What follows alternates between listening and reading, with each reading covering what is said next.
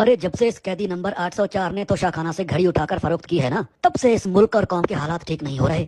देखो महंगाई कहाँ से कहाँ पहुंच गई है भाई। हाँ भाई, ठीक कहते हो।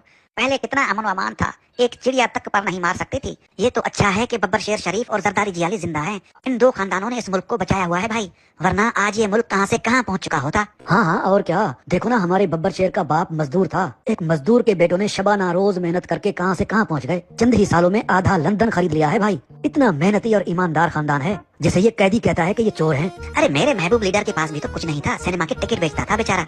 उसका एक रिश्तेदार तो साइकिल पर दूध बेचता था। आज उसका सारा खानदान MPA और MNA बन गया है भाई। उसकी पार्टी का एक वर्कर मीटर रीडर हुआ करता था किसी जमाने में, चंद ही बरसों में अरबपति बन गया। इतनी दौलत कमाई कि पाकिस्तानी बैंकों में जगह कम पड़ गई, मजबूरन उनको बाहर मुल्कों के बैंकों में रखना पड़े सारे पैसे।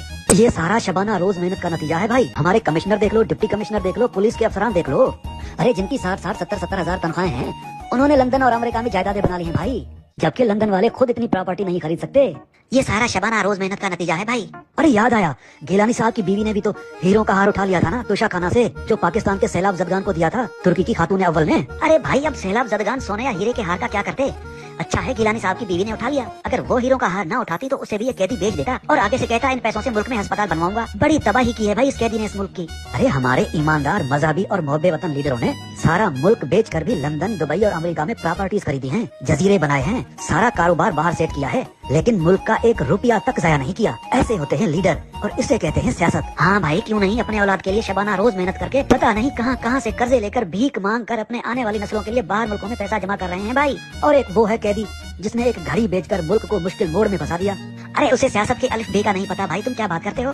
देखो, तुम जैसे बेअकल को भी ये बात समझ आ गई, लेकिन उस कैदी को ये बात समझ नहीं आ रही। अरे वो सब समझता है।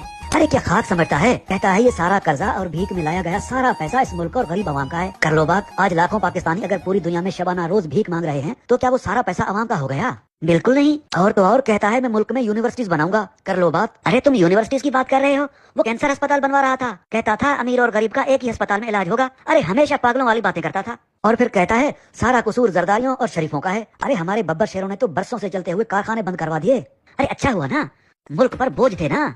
देखो कॉलेज, स्कूल, यूनिवर्सिटी तक बंद करवा दी हमारे महबूब लीडरान ने। कितना पैसा बचा लिया इस मुल्क और कौम का, और इस सारे बजट से अपने लिए दुनिया की महंगी तरीन गाड़ियां खरीद ली। ऐसी गाड़ियां कि जिनका एक एक टायर 4-4 करोड़ का है।